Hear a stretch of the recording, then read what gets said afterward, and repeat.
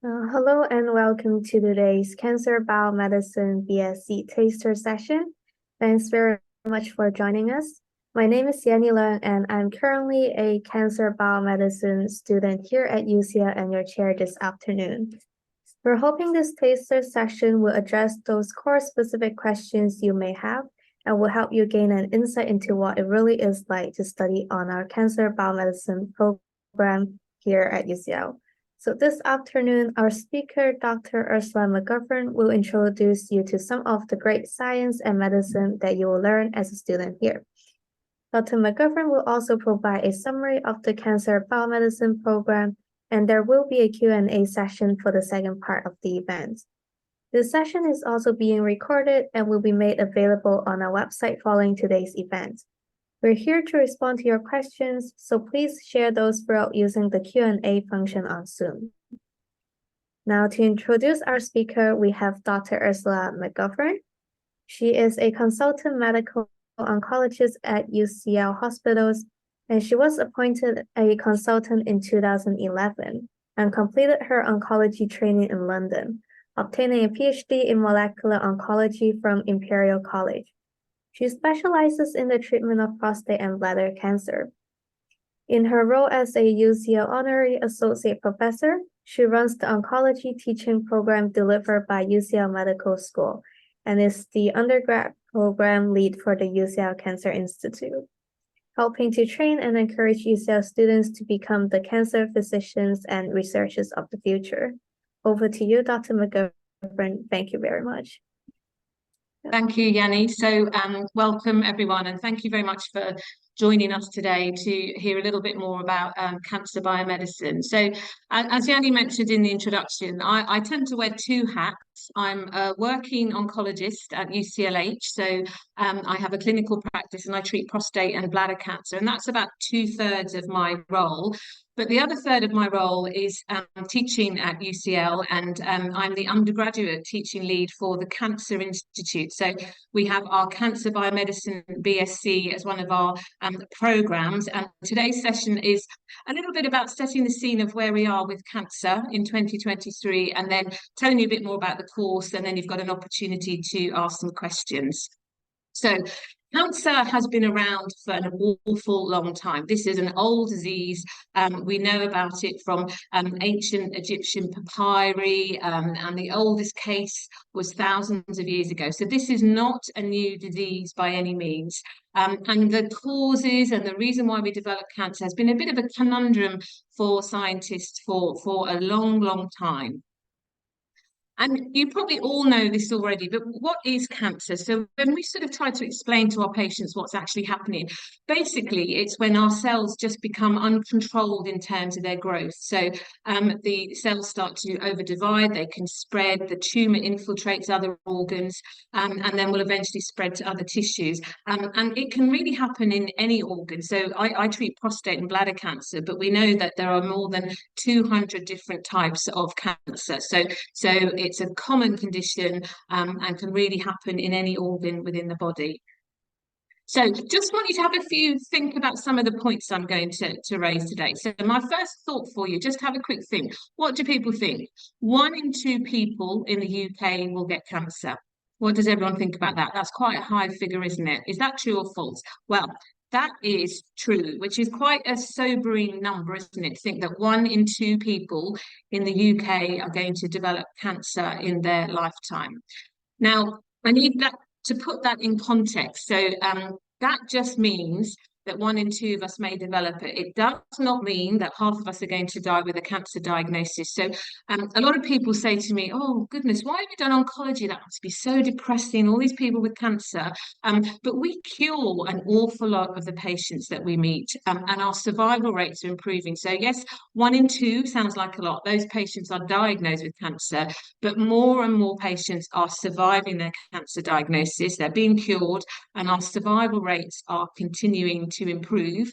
And potentially as you as the future cancer researchers of the future, that's what we want you to do. We want to keep improving outcomes for our patients. So why is cancer so common? And if we think about, particularly in the UK, we know that cancer is essentially a disease of older people. So you're more likely to get cancer as you get older. So age is a big risk factor. And so people are living longer, so their risk of developing cancer increases as well. So in the UK, an aging population is a disease often of older people, so we are seeing more and more cases. But keep this in context. Yes, we see more cases, but also more people are surviving. So our cancer rates are improving all the time. And you may see some of these slides. I've got these figures from Cancer Research UK, and I would say if any of you do have a real interest in cancer and are thinking of this as a career or a course to apply for, the Cancer Research UK website is a really interesting website to go to. It's got lots of interesting facts and figures that can put cancer into context for you. And I've said cancer is common, and I imagine virtually everyone on this call will know someone who's been diagnosed with cancer or will have been affected by cancer in some way. So it's very, very common.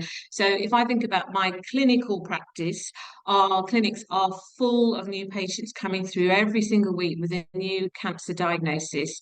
And again, if we think about in the UK, our common cancers in currently are breast cancer in women, prostate cancer in men, and then lung and bowel cancer. They're probably the four big cancers that we see in the UK. And you can see, I mentioned it's a disease of older people. So look at the peak rate of cancer cases, patients in their 80s. So it's generally something that we see in older patients, but of course you can get cancer really at any age. And we do see it across all spectrums, but it's our older population often that are getting a cancer diagnosis. So I just wanted to set the scene really and think about, well, what do we do as people who work in the cancer field? And particularly if I think about, research and how we got to where we are at the moment. So we think about the treatment of cancer, because obviously it's very important. If we diagnose a patient, we want to be able to give them some good treatment.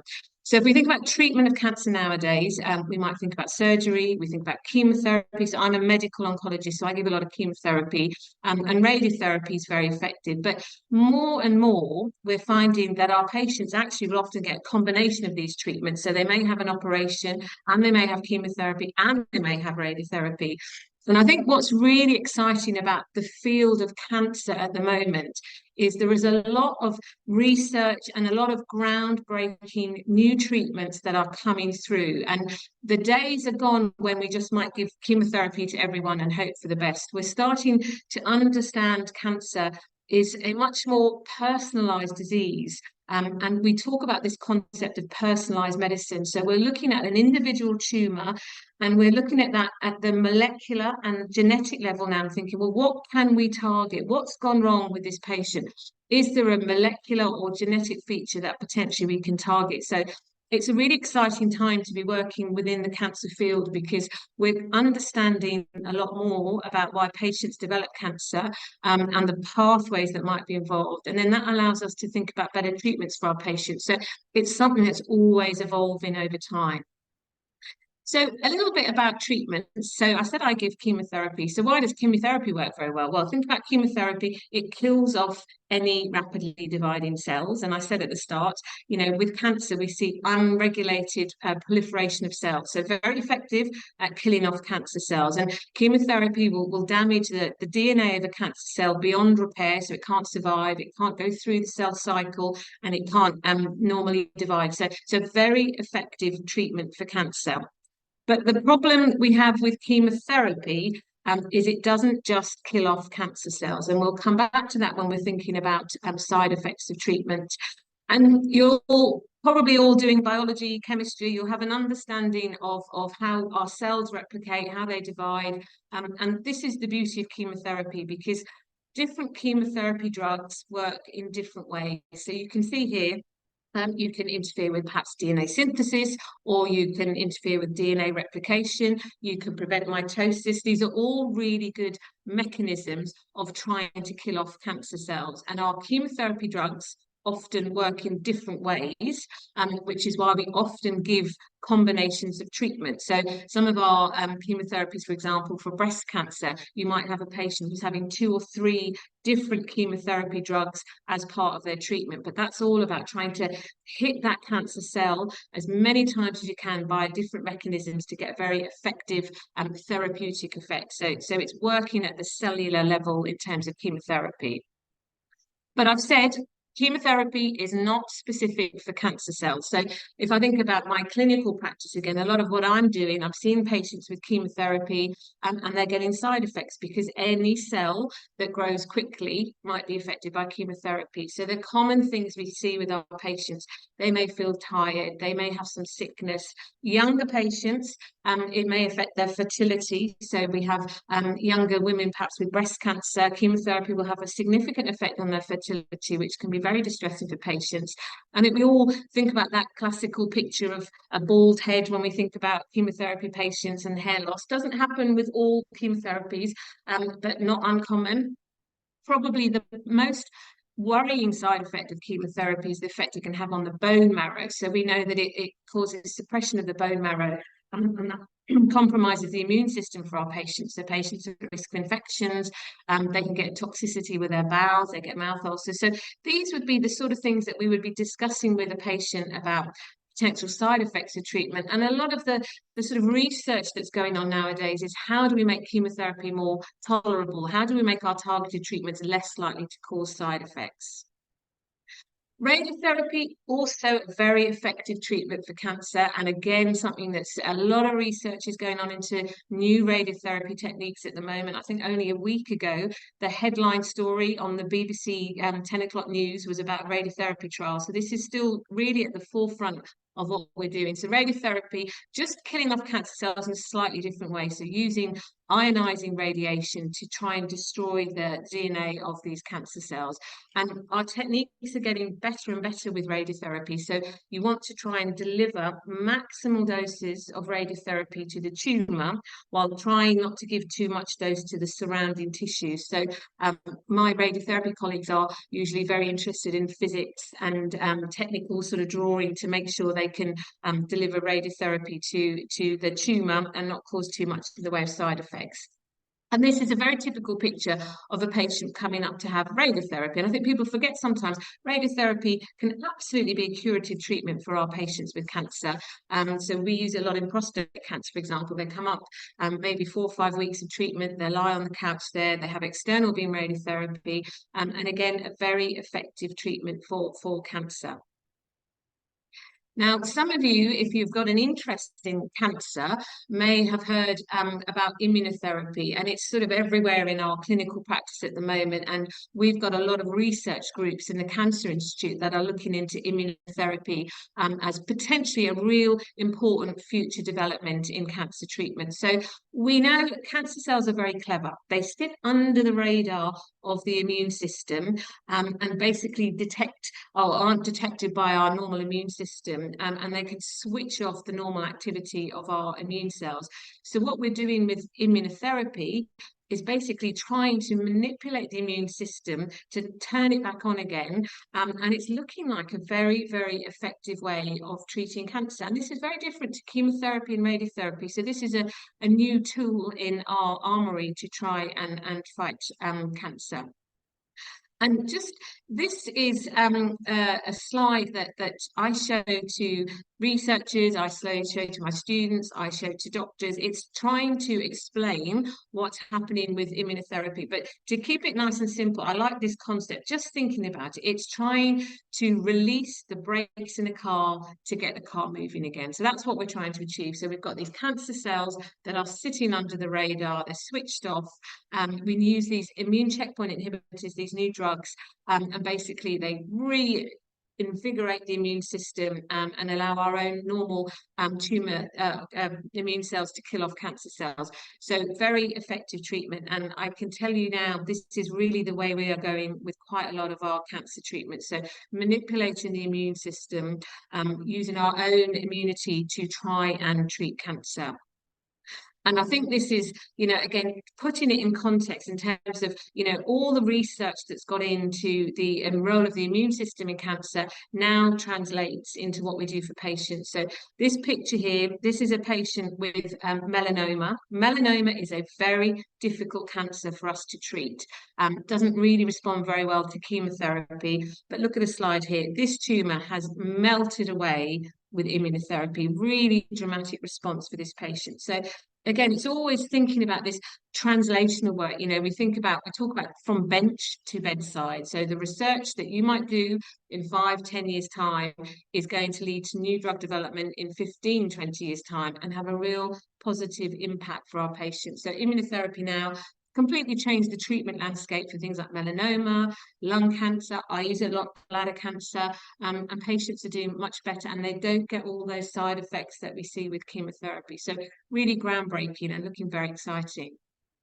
And again, some of you may have heard of CAR T-cell therapy. So that's another hot topic at the moment. And we like to wave the flag for this because UCL and the Cancer Institute was really important in this as an emerging novel therapeutic tool. And again, it's about thinking about how do we manipulate our own immune system to try and help treat the cancer. So with CAR T-cell therapy, we're taking our own T cells from patients and then sort of just engineering them to target a specific tumor antigen. And this is showing real promise. So this has been another very big breakthrough.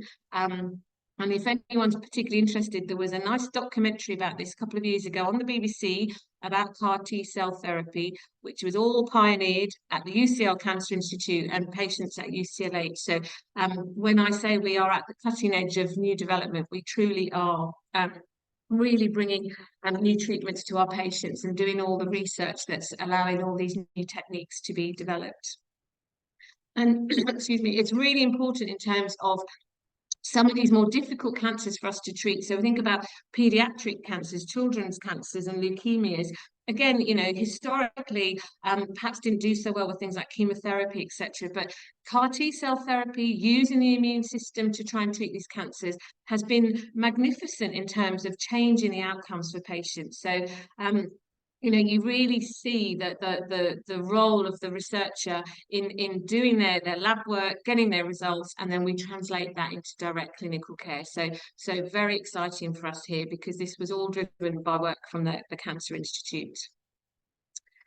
Just to sum up again with the treatment, so we've talked about chemotherapy, talked about radiotherapy, but I've said we're becoming a little bit more personalised in our treatments. And I think, again, as your generation starts to look at where we're moving with treatment, we are definitely going to be looking at more individualized treatment. So this can be small molecule drugs, antibodies, and this is very much looking what's happening at the cellular level. How are those cells dividing? How are they growing? How are they getting new blood vessel formation? How are they dying? And if we can target those pathways, then we're going to get a therapeutic effect. And some of you may look at these pathways and sort of think, oh my goodness, this looks very complicated. But actually, these are the things that we can do to try and really knock out the pathways that allow cancer cells to divide. So we talked about the immune system, but there's the PI3 kinase pathway.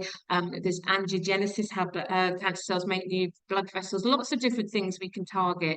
And we've got monoclonal antibodies coming through. So again, using the immune system to treat cancer. We've got PARP inhibitors. So if you've got genetic predisposition to cancer, so you have a BRCA mutation, so you can't repair your DNA very well, we have targeted treatment that can work very well in that situation. The tyrosine kinase inhibitors, so you think about your cell surface proteins and how pathways are switched on, or we can try and knock out those pathways with various different targeted treatments.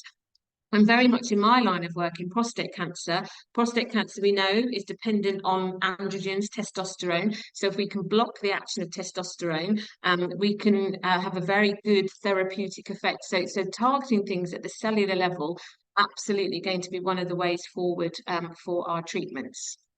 So another little question just to have a think about. 40% of cancers in the UK are preventable. What do you think? That's a really high number, and it's a bit depressing to think the answer to that is also true. So 40% of cancers in the UK are preventable. And again, some of this is down to our own bad habits, I'm afraid. So as a country, and actually probably globally, we have a lot of bad habits, and that increases our cancer risk. So probably everyone on the call will know smoking is bad for you, and smoking increases your risk of lung cancer. But it's also things like keeping a healthy weight, eating a good, balanced, sensible diet, not drinking too much alcohol, keeping active. All of these things will go a really long way to trying to help us reduce the incidence of cancer, because we can talk a lot about it's great to be able to treat it very well, but actually probably what we want to do is stop patients developing cancer in the first place. So prevention is very important. And you may have seen these posters over the years. This is a very good tool for, trying to make people realize, do you know what? Some of these habits are not good for you, and they will increase your risk of developing cancer. So the anti-smoking campaign in the UK has actually been very successful in reducing the amount of people who smoke, and hopefully over time we will see that as a knock-on in terms of a reduced incidence of cancer. So it's not just about what we're doing in the laboratories and in the clinics, it's about all of us taking responsibility for our own health and helping to reduce our cancer risk. And again, thinking at this in the context of the UK, there's a lot of factors that play into what we're seeing in terms of cancer. So where you live in the UK matters, and if you're from an area where there's greater socioeconomic deprivation. So this is all very topical at the moment in a country that's under a lot of pressure with cost of living crisis, etc. And we're seeing this being sort of reflected in our cancer cases. So if you're in a deprived area, you're perhaps more likely to smoke. That means you're going to have a higher risk of certain cancers. We're seeing deprived populations where obesity is more likely. So again, you have a higher risk of cancer. Screening doesn't get taken up so well in areas of lower socioeconomic deprivation. So you can see that there's an awful lot of factors at play here. It's not just about what's happening at the cellular level. It's also about what we do in our day-to-day life. That's important. And on the course you'll learn a lot about this. So what can we do to prevent cancer? How can we educate people? What are the things that stop people doing, or barriers to seeking help? So it's very important that this is all thought about in the context of cancer in 2023 in the UK. And where you live and your background often does dictate what cancer you get as well. So the pattern of cancers we might see in one part of the country can be different to another. So you can see this is a very fluid sort of environment in terms of who gets what cancer, when it develops, how it develops, and what your potential risk factors are. But we need to think not just about the UK, we need to think about globally as well. We're a global university, and actually, when you look globally, infections are actually a really big cause of cancer as well. So perhaps not patterns we might see in the Western countries, but certainly across the globe. We know, for example, certain viruses will increase your risk of cancer. Long-term infections where you get chronic inflammation, that can lead to an increased risk of cancer. And particular infections as well may also suppress the immune system. And we talked earlier about that's important, because if you've got your cancer cells sitting under the radar of the immune system, they're more likely to be able to proliferate and grow and spread. So all of these things come into play. So infections important, and we need to remember, infections, yes, they increase your cancer risk, but it's not like a common cold or a virus in terms of flu. You're not going to pass cancer on to someone else. So people don't catch cancer, and there's still an awful lot of stigma and misinformation out there about why people may get the cancers that they do. So again, these are things that you'll be learning about in our course over the 3 years. And thinking about infections, and we still see this as part of our normal clinical practice. So hepatitis, we know, increase your risk of primary liver cancer. HIV, so nowadays in the UK, we have most of our HIV patients on good antiretroviral treatment, but that's not reflected globally. So we still see things like lymphomas and cervical cancer. HPV, we have a good vaccination program in the UK. Globally, it's still a significant risk for things like cancer of the cervix and head and neck cancers. I said I treat bladder cancer. I think globally, schistosomiasis, so a parasitic infection, is the most common cause of bladder cancer, which is not something obviously we see very much in the UK. And so think on the wider scale, you know, the problems of cancer are different in different countries, in different continents, in developing countries. And again, these are all things that we need to be thinking about for the future. How do we reduce incidence? How do we prevent patients from developing cancer in the first place? So I'm going to move on now to talk specifically about the course. So our BSc in Cancer Biomedicine. So what we are aiming with this course is that we want to teach and train the next generation of cancer researchers and biomedical scientists. So we feel this is a really good degree. It's very relevant. I've talked about how common cancer is. So, you know, cancer is very topical. It's relevant. It's a stimulating degree because there's so much we cover over the 3 years. And we like to feel that it will equip our graduates with lots of skills to drive innovation across the biomedical sciences. So this is not just specific to cancer. You're going to come away from this degree with a really good understanding of the biomedical sciences and the life sciences. So over the 3 years, you'll cover lots of different topics. And just to break the course down for you, so your first year is shared with a number of programs within the sort of integrated medical sciences. So our thinking always is, look, to understand disease, you first have to understand the normal healthy process of biology, anatomy, biochemistry, physiology, etc. So your first year is learning about you know, health and disease, and getting an understanding of the normal pathways and how things change with disease processes. And you will have an introduction to cancer in your first year, when we start to take a look about, well, what is the impact of cancer on society? So a module that I ran, Cancer Medicine in Society, where you start to learn a little bit about the history of cancer and its treatment, but also very, very importantly, we want you to think about, what is it like to be a patient with cancer? How does that feel? How do patients cope with their cancer diagnosis? Because, you know, think about all of what we're doing, the patient is still at the centre of this, isn't it? We're trying to improve outcome. And then in the second and the third year of the course, that's when you do much more cancer-specific modules. So you'll do things like cancer biology, where you start to learn about the pathways that are going wrong when someone develops cancer. You'll learn about clinical trials, which are very important in the way we treat our patients. We'll have a lot of clinicians teaching you about the common cancers, how they present, how we treat them. We talked about individualized treatment, so you know, precision medicine. How might we treat a specific cancer with a specific mutation? And we've introduced a couple of new modules over the last couple of years, looking at pathogens in cancer. So I've talked about viruses, the important role of how they may cause cancer to develop, and radiation biology. So we are at UCL or UCLH, we have the Proton Beam Centre, which is only one of 2 in the country. So we're a very specialised centre for radiations, proton beam radiation, particularly for children. So something we teach about. And one of the key things that we always are very proud of for Cancer Biomedicine, you have a good choice of optional modules as well. So that does mean that you can do things outside of the topic of cancer as well. And so you have a choice in terms of other things that you might be interested in. And of course, in your third year, your research project, which is going to be a cancer-focused research project. And generally, it's with one of our researchers in the UCL Cancer Institute. I'm just thinking about, well, what do our students say about this? And Yanni will be able to talk to you about this afterwards in the Q&As. But the students, they like the fact that they are interacting with scientists and clinicians. The research project, where you get to work in a lab that's churning out Nature papers, it's a real privilege to work in a great lab that's looking at really innovative research. You leave here and you've got good employable skills. So our graduates are going on to do very well after their degree. I've said about the diversity of optional modules. So we're quite flexible when we can be, to let you pick things that you are interested in.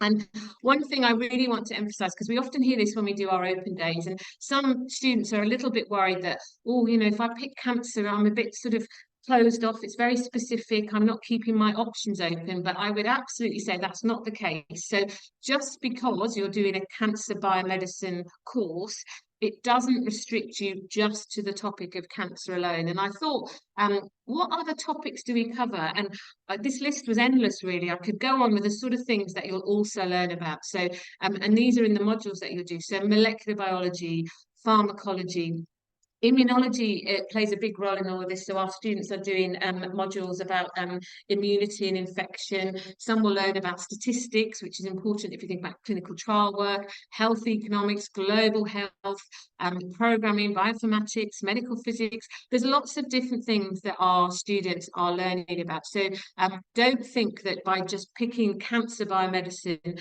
you're completely blinkered to anything else within the biomedical field, because you're not. We make sure that you have lots of other topics covered and you come away with lots of skills. And for some students, they may decide at the end of their course, then they might want to do something slightly different to cancer, and we'll have given them the skills to do that, so they can go off and do research in other topics as well. And a lot of people ask, well, where do your students go to after all this? So a lot of our graduates go on to do either a master's or PhD. So we've got lots of our students now who are going on to do further degrees. The biomedical sciences you can work in, because you've, like I said, you've had a really good grounding in lots of different aspects of biomedical and life sciences. We have students every year who go into graduate entry medicine. So for some of our students, that's their pathway into medicine. Some will go off and work in the pharmaceutical industry, or you can think about healthcare or other types of management. So we've got quite a significant amount of students now who keep in touch with us. They're doing very well in their PhDs, their masters. They've gone on to do graduate medicine, so they're doing really well from using this as a platform for their future career. So my last little question, what do we think about this? So the UCL Cancer Institute has some of the best cancer researchers in the world. Well, you know the answer to that, hopefully. That is, of course, true. But I think we can say that without, we might be blowing our own trumpet, but we know this is a fantastic institute. So that slide there, the UCL Cancer Institute on the left, directly opposite is the Macmillan Cancer Centre, where I do my clinical work. So I hope you can really see that close link between the scientists and the clinicians, and this translational work from bed to bedside. So we all work very closely together. So UCL, fantastic reputation for cancer research, and probably up there in the top institutes in the world. So it's a major national and international hub for cancer research. And what we're trying to do is improve outcome for patients, decrease the burden of cancer on society through all the research that we're doing. And we're very dedicated to trying to train and educate the next generation. So we're always thinking about what's going to happen in the future. And hopefully some of you will be able to take on and fly the flag for cancer research at UCL. So just to finish, so cancer biomedicine. So I think the next 10 or 20 years really going to be groundbreaking in terms of new treatments that are coming through. So for you guys, as future researchers, this is going to be a really exciting time. There's going to be lots of new changes coming and lots of very exciting developments. So I would strongly suggest you think about becoming the cancer researchers of the future. This is a great opportunity. It's a great institution, and it's a privilege to work with patients who have a cancer diagnosis. So make discoveries and save lives. That's what we want you to achieve over the next 3 years of your degree. So at that point, I've finished my session. So I'll just come off my slides, and then you should have an opportunity to ask any questions. Yep. Thank you so much for your presentation. So now let's look at the questions. First question we have, what is the current survival rate for cancer? So that completely depends on which cancer it is. So it's very different. So if a young man gets testicular cancer, for example, he's very, very likely to be cured with chemotherapy. If you get advanced pancreatic cancer, your outcome is very, very poor. So I think partly it depends on the type of cancer.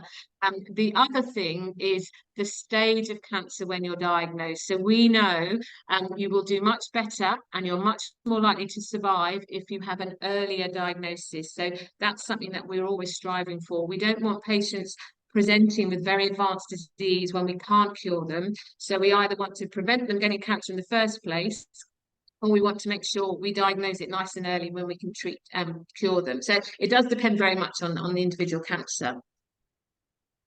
Great, thank you.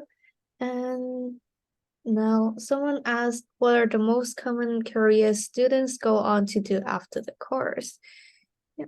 So I mentioned that in the slide. So I would say, a lot of our students want to stay in research, so they do tend to go on to do an MSc or a PhD, and then some for graduate entry medicine. What do you think, Yanni, in your year? What are people planning to do?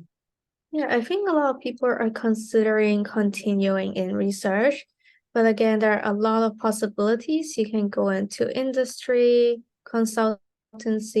So I have talked to my mentor about this, and they're also the careers office and student advisors. So you're not only limited to research or clinical, even though that's what most people are thinking of.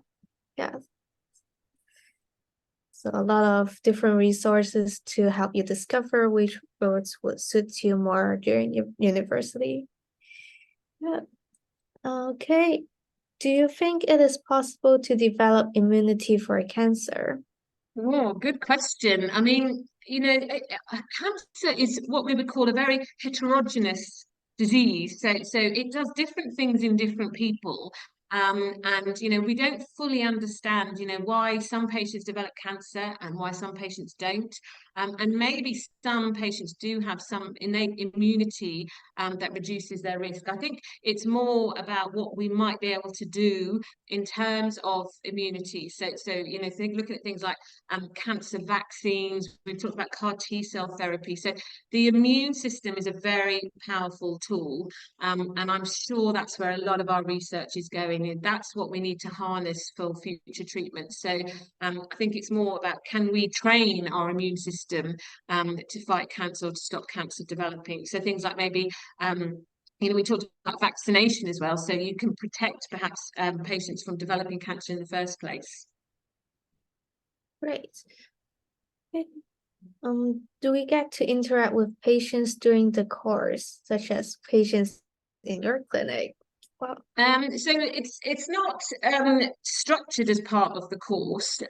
So because this is very much coming at it from a scientific perspective. But I've certainly had students who have sat in clinics with me. So we're quite happy to have students there, particularly students who are thinking of graduate entry medicine. So I think coming and sitting in a clinic and actually seeing what we do on the other side of things as well is quite important. So there's very, very close links between the university and the local hospital. So I mean, your first year, for example, is nearly all at the Royal Free Hospital you're teaching. So there is quite a close interaction, and we can always arrange that if that's what someone's interested in. Yeah. And I think it's also always helpful to just email different clinics or hospital to see if you can get an opportunity. So even during the summer, I went back to my home country, but I still tried to find some opportunities, and I did set in with some, patients' environment. So that was useful. Yep. Can we talk about this talk on our personal statements? You can do if you want to. I mean, it's good if you're interested in the course. It's great that you've dialed in to join the call today. But I guess from the personal statement point of view, it is a little bit more about, telling us about why you're interested in applying for the course, and what skills you think you have and what you can contribute to the course as well. So yeah, but you can mention it, yeah. Great. And okay, someone asked, how does the process work to get medical degree through biomedical science? So I would say this is a separate degree to medicine. Okay, so my medical degree is different to, I did a BSc in physiology and I did a PhD, but they were separate degrees. So if you want to do medicine, that's a separate degree process, or you apply to medicine as a graduate with your cancer biomedicine degree, for example, and then you go in that way. So it is a separate degree, I would say. You know, this is not the route necessarily to try and get into medicine. But it's, if you're interested but don't quite want to be a doctor, then this might be a good option for you. Great. And next question, how do you deal with the emotive factors?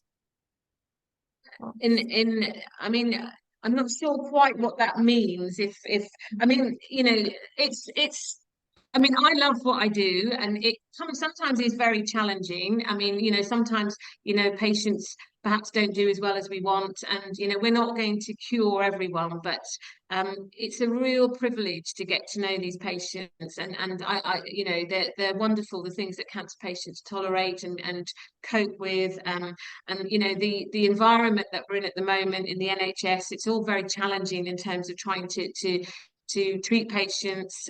You know, cancer care is very expensive, so there's lots of challenges about getting access to new drugs. But the day-to-day working with patients is wonderful. It's very rewarding, and I think, you know, people who do work in the lab, and you know, suddenly you have a bit of a breakthrough and something happens, and you think, my goodness, this might translate into a new treatment for someone.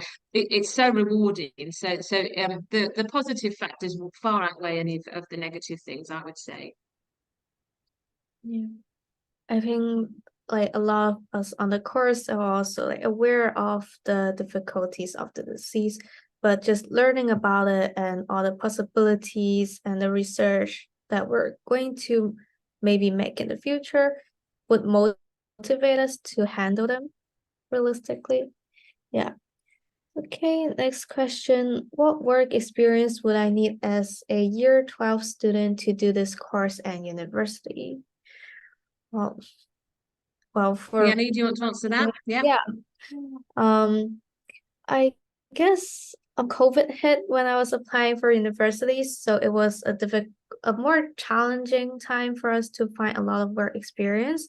I think try your best with your studies and learning about this course, explaining your skills and what do you want to pursue and why do you think this course is right for you.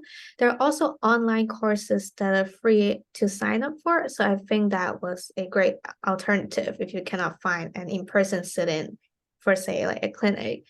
I also have like volunteering work to just connect with the community and why I'm interested in healthcare. So those were the work experience that I did for applying to university. Yeah. Yep. Okay. Is there a reason why breast cancer and prostate cancer is one of the main cancer types in the UK?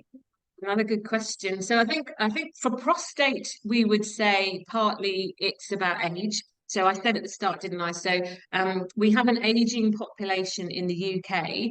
And as men get older, their risk of prostate cancer grows up. So I think partly we're seeing a lot of prostate cancer because we've got an aging population. Breast cancer is a tricky one because you know, we know there are certain things that may put you more at risk of developing breast cancer.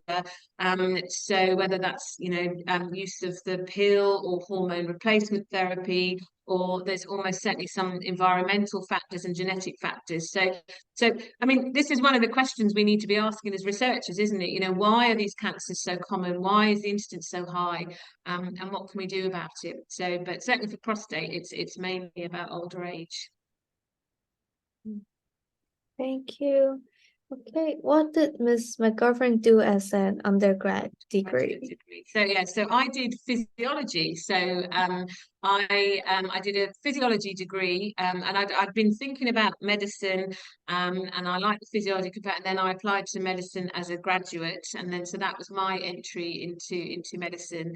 And then as an oncologist. Most of us do cancer research because, you know, it's such a research-driven specialty. So then I did my PhD, and that was proper sort of in a lab doing experiments with cell lines, doing my Western blots and my sort of gels and things.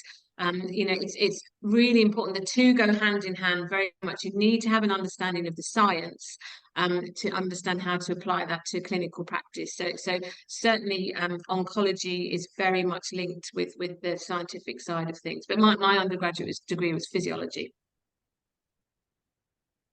Great. When writing a personal statement for this course, do we have to address cancer biomedicine specifically, or can we talk about the biomedical science generally? Right. So I think, yeah, Jenny, over to you for that. Yeah. Yep. What do you think? I think we do a UCAS application, so you only get to write one personal statement. Yeah. And because UCL is the only university that offered this course, so when I was writing my personal statement, I did not write it specifically for cancer. I just wrote it more general about myself and why I'm interested in medical science, just because like it is a one personal statement that I can submit to all the universities. Because I think UCAS makes us choose 5 universities. Yeah. Yeah. That was what happened. Yeah. Is there any work experience or voluntary experience required for admission? I wouldn't say it's required. I mean, and I think, we do appreciate, particularly with the pandemic, it's been quite difficult to get opportunities to get work experience. So, I mean, Yanni said before, there are things like doing online courses, for example. But we wouldn't expect that you had to have some work experience. It's not easy nowadays to get experience in labs. I mean, some of our students certainly once they start the course, they may do internships and they get experience working over the summer, but it wouldn't be required for admission, to answer the question. Yeah. It's just good to know what you're going to study about. It's just a little bit insight for yourself to know if you're choosing the right degree. That's what I think. Yep. What would you say are the biggest challenges NHS is facing now, not just including cancer? Oh my goodness, have we got an hour for me to sit here and talk about this? I don't think so. Look, I think we've got so putting cancer to one side, we have an aging population, and they have lots of comorbidities. So we've got lots of people who are needing medical care. I think a big challenge for us is social care. So we need to be able to look after our older people so that we don't keep them in hospital unnecessarily. And I think the NHS is fantastic. There's free at the point of use, but healthcare is becoming very, very expensive. So it's very difficult to fund all of this. And we think topically we are seeing, junior doctors, nurses, people are striking. There's a lot of workforce challenges at the moment. It's very hard work, and people need to understand that. But I mean, the NHS at its core is amazing. I mean, there's nothing like it worldwide, and so we need to do everything we can to protect it. And we need to look after our older people and make sure they're not staying in hospital unnecessarily. So, funding. There's lots of things, but it's a great place to work. I mean, I think if keep abreast of the news, read newspapers. That's what keeps you sort of well informed about what's happening in the NHS at the moment, because it's important to have an understanding of the challenges that we face. Right. Okay. Someone asked, I'm interested in this course and also neuroscience at UCL, but my personal statement is about neuroscience as all of my options in neuroscience, and this course is niche. Would you consider my personal statement or ask for a relevant one later? You only need to write one personal statement, don't matter. So you can just, I mean, you've clearly got an interest in sort of, the life sciences, biomedical sciences. So you can keep it quite generic and maybe mention the courses, but we're not going to. You're not going to be disadvantaged. We appreciate there's not many cancer courses in this country, so you can't make 5 choices on cancer in your UCAS form. Thank you. Does COVID-19 increase your risk of any types of cancer? Well, I don't think we know the answer to that yet. I mean, we're not aware that that's something that may increase risk. But who knows? I mean, who knows what's going to be the long-term consequences of long-term of a long COVID, and we may see things in the future. But COVID hasn't gone away yet, so I think we're not over the pandemic fully, and we'll have to see over time if that has any implications for us within the cancer field. Right. Yep. Another question. How does the scientific community deal with new upcoming treatments and their clinical trials? As in the ethics behind that, do they do tests it on tissues that are engineered for testing, or do they test it on cancer patients that have failed to recover from all possible treatments? So if we think about clinical trials, clinical trials in patients, so there's been a lot of scientific work before a drug comes to a patient. So again, I think about the researchers in the Cancer Institute, they'll be doing perhaps work on cancer cell lines, or they may be doing some animal work, for example, where they start to get a feel for the drug, that it may be effective in a particular tumor type. And then you go through trials with patients.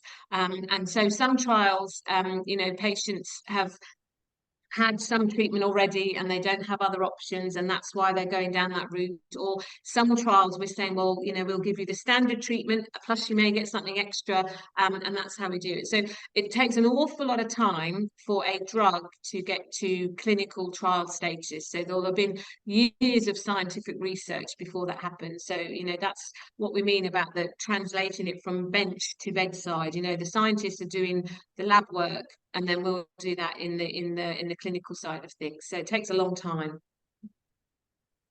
Thank you. Another interesting question. If there was a perfect cure for cancer, how do you think it would work?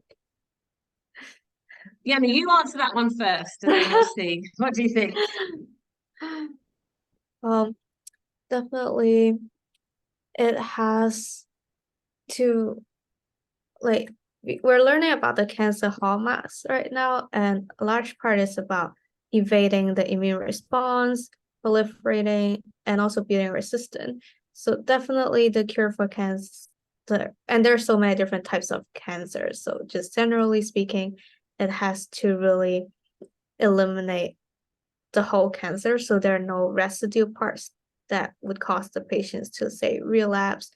But also we have to be in mind of the toxicity and the side effects, because if it's just going in really strong, there will also be a lot of knockout other effects on the patient. So a lot of challenges to finding this perfect cure.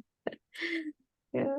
Yeah, I mean, I'm not sure there is a perfect cure. I think each cancer is quite different. So the way we treat prostate cancer is actually very different from the way you might treat breast cancer or lung cancer.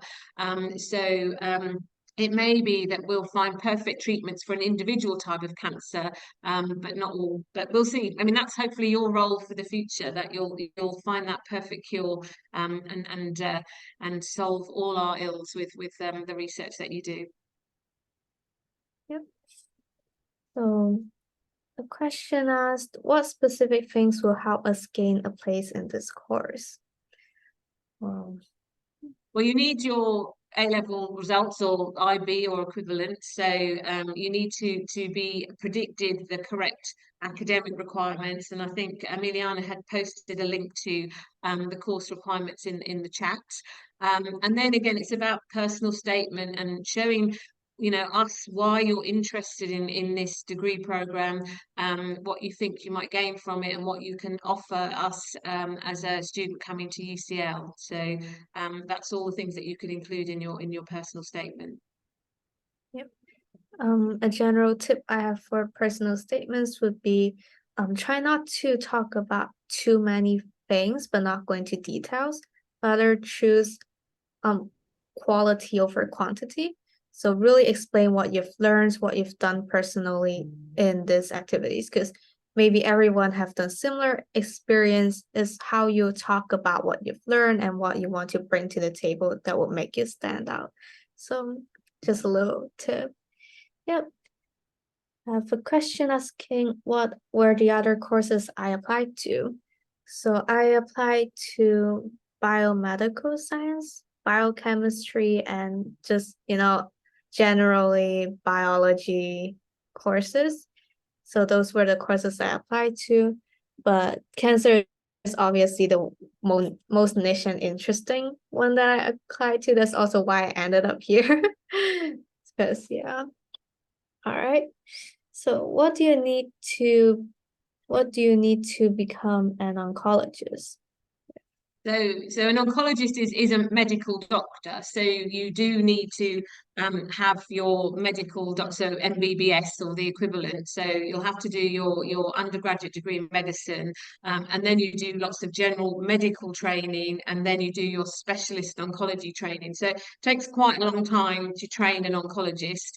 And most of us will have some scientific research as part of that as well. So myself and most of my colleagues have done a PhD. So it takes a long time, but there's a lot to learn. There's lots of different tumor types that we learn about. So, but an oncologist that is a medical qualification.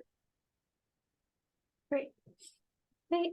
Are there any work experience opportunities available in UCL? There are, aren't there? I think again, I wonder if there is a link to some details about how you can get work experience. So if you have a look on the website, you can try and get some work experience at UCL. So and that doesn't necessarily have to be in the Cancer Institute. That can be in different departments. So there are opportunities. We want students to come and sort of experience what life might be like. Yep, great.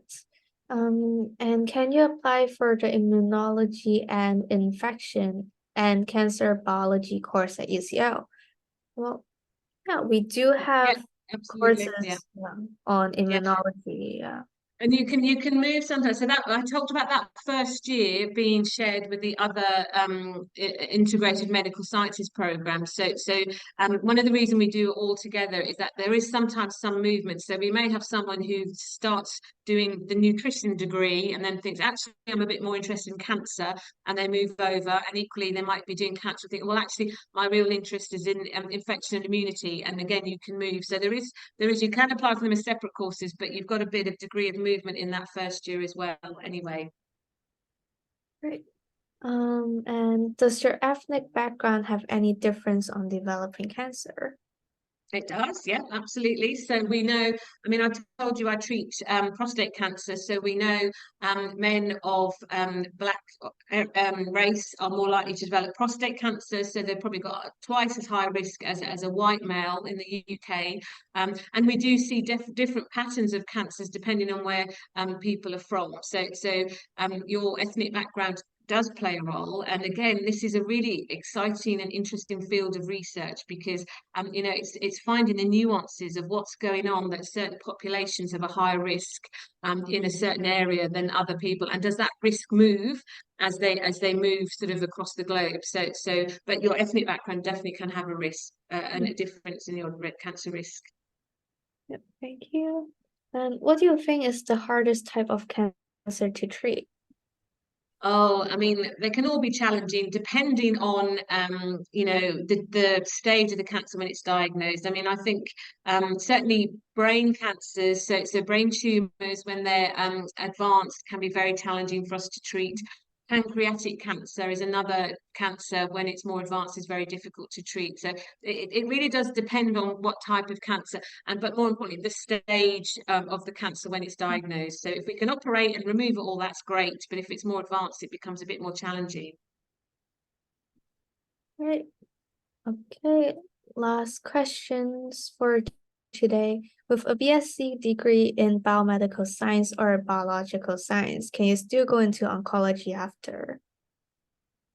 Well, oncology is the medical specialty of cancer, so you would still need a medical degree. But biomedical sciences or biological sciences undergraduate degree, you can certainly still do cancer research after that. So it can be a platform to going into cancer research. It doesn't have to be from cancer biomedicine. Yep, great. And last question, would surgical removal of tumor always be the best decision in early cancer stage? Nearly always. I think if you can remove it surgically, that's probably the best option. And then we may give additional treatments such as chemotherapy, etc. But early cancers, often surgery is the best treatment. Yeah. Great. Okay, very sadly, we're out of time and we'll need to leave it there. However, if you could please provide us with your feedback about today's session by filling out our survey, which will be sent to you after today's event, it will be greatly appreciated. Thank you for all your comments and questions, and thank you so much to Dr. Ursula McGovern for an excellent section. Have a great You're evening, welcome. everyone. Thank you. Bye.